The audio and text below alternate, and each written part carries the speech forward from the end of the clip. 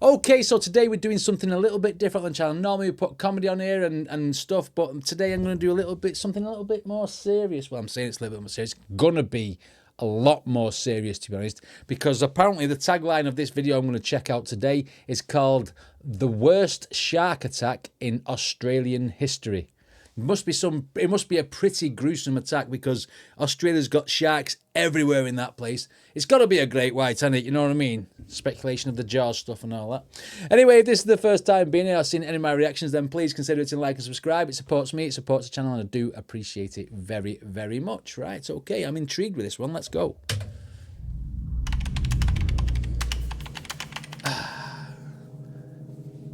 Shirley Ann Durden. Just a month before a tragedy so bizarre that it would come to be known as the most confronting and fully witnessed shark attack in Australian history, local fishermen at Port Lincoln kept reporting the same thing. They'd spotted an enormous great white moving along the coast. And despite the warnings, no one imagined that this shark was not only of a record size, but on that fateful day was hunting in a bay full of families. No one would have thought that a man-eater, a predator, a giant freaking shark who when it sees a human knows that it's miles bigger than it, was ever going to attack anybody. How naive. This is why I don't go in the sea. This is why I do not go in the sea. I'll go in the sea around the English coasts. That's okay. Record size, but on that fateful day was hunting in a bay full of families. One of those families were the Durdens. It was March 3rd, 1985, when Shirley Ann Durden and her family expected nothing more than a normal day at the beach. The 33-year-old mother of four was someone who loved the outdoors, had been married to her husband Barry for 15 years, and so with the school holidays ending, the family looked forward to one last easy day together. What a crap. The plan was straightforward. Meet their friend Keith Coventry, head down to Wiseman's Beach in Peaky Bay, South Australia, and do a bit of snorkeling, collect scallops, let the kids play in the sand, all activities the family enjoyed many times in the past. I mean, you look at that beach, it looks lovely, it's a nice warm day. I wouldn't go anywhere like deeper than ankle deep in that ocean, no. I'd sit in literally like half a metre in, and because if something comes, you're getting out quick, aren't you? No way I'm going snorkeling there. No way I'm diving deep. No way I'm going to a sea that's, one, got box jellyfish in it because it's Australia, and two, 20 million varieties of man-eating shark. Great whites, tiger sharks, you name it. You know what I mean? Bull sharks. They're all there. Let the kids play in the sand. All activities the family enjoyed many times in the past. At this very beach, in fact, which sits in Port Lincoln right along Spencer Gulf. When the group arrived around noon, everything seemed normal. The weather was good, the water was calm and clear. Shirley, Barry, and Keith slipped into their wetsuits, grabbed their masks, fins, and collection bags, and entered the water while the kids stayed on shore playing with friends. Now the Durdens, they weren't the only ones there. Other families were already in the area. A few fishermen were near. Was that actual footage, that of them? The Durdens, they weren't the only ones there. Like other families were already in the area. A few fishermen were nearby. Now Barry, Keith, and Shirley, they swam about 150 meters, a little over 1.5 football fields, to put it in perspective, to a patch of water around 7 to 10 feet deep, which is optimal for finding scallops along the sandy bottom. They collected scallops for roughly half an hour and eventually decided they'd caught enough and began swimming back toward shore. At this point, Shirley drifted slightly behind the two men. Barry and Keith had moved ahead of her by about 10 meters, which is roughly 30 feet, as they came across a rocky outcropping that sat just below the surface. Barry stood up on it, catching a bit of balance above the water, and meanwhile Keith stayed close, facing Shirley but looking downward at his catch. What Shirley was thinking at that moment, no one knows. Maybe she was just taking her time, as she knew she wasn't too far away of a swim behind her husband and Keith. But something else was in the bay that day too. A massive great white shark. Now, witnesses estimated this shark to be 20 feet long, with some reports even going as high as 22 feet, which would make it even bigger than the current largest great white that we know of, deep blue. Look at that. As mentioned before, according to several fishermen, a huge shark had been spotted in the area multiple times over the previous month. The likely reason for this was a local fishing company had been cleaning fish right on Wiseman's Beach, dumping guts and offal straight in. Well. If you're dumping guts and blood into the sea, what does that attract? How stupid are those people? Not the people swimming, the people who's thrown it into the sea, a fucking tourist attraction. They should be the ones who were liable for this. Company had been cleaning fish right on Wiseman's beach, dumping guts and offal straight into the shallows. So this was a habit of theirs which likely contributed to opportunistic marine predators being drawn closer to shore. Yes. It was at around 12:30 p.m. when Kevin Wiseman from his cliffside home reported seeing something dark in the water, moving fast. A large shape torpedoing in from behind Shirley and to her right. He said it came in at high speed, hit her hard on the side, and caused a huge splash. And moments later, Keith heard a scream behind him and saw Shirley rise straight up out of the water. Not by her own accord, of course, but in fact, at the mercy of this enormous gray white shark. Wow. The first third of the shark's body came out of the water in a half breach. Its dorsal fin and back were clearly visible. The shark had Shirley by the legs as it slammed back down into the water with her still in its mouth. Then it lifted its head again, clamping down around her waist, and witnesses watched in horror as the shark shook violently while partially above the surface, a common action when they move side to side in order to dismember or rip chunks of flesh off of their prey. And it was in a matter of seconds that this humongous shark literally tore Shirley in half. Wow, see, if a shark wants you, it's got you. As it, you know what I mean? It's gonna do you. No matter how much you try and get out of it or try and poke it in the eyes or anything. I mean, they hit you that quick. If they want you, they're having you. People who've been let go have been lucky. It was in a matter of seconds that this humongous shark literally tore Shirley in half. Wow. Blood, like a horror movie, spread quickly across the water's surface. Shirley's lower body disappeared entirely, consumed almost immediately, and her upper body half floated in the water, of course lifeless. And Barry was watching everything from only a short distance away. He was in shock and he started screaming, "She's gone, she's gone." He tried to leap off the rock to try to swim toward her, but Keith, he grabbed him and held him back, likely saving him from putting his own life at risk at this point. And there was nothing really anyone could do.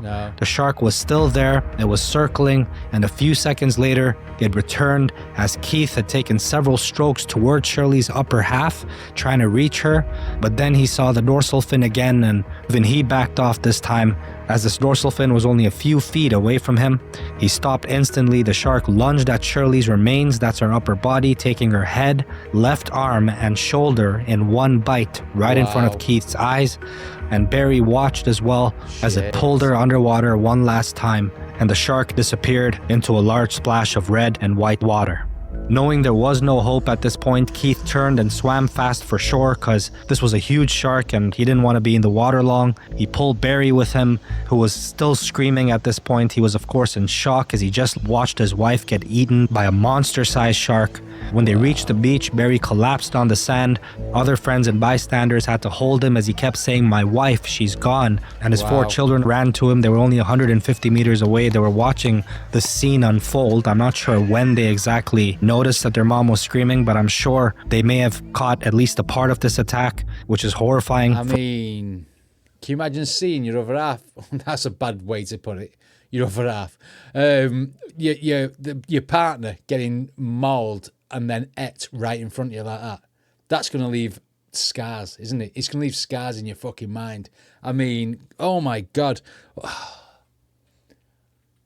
Surely those people throwing fucking fish guts into the ocean are going to be liable for this. Was screaming, but I'm sure they may have caught at least a part of this attack, which is horrifying for children to have to witness.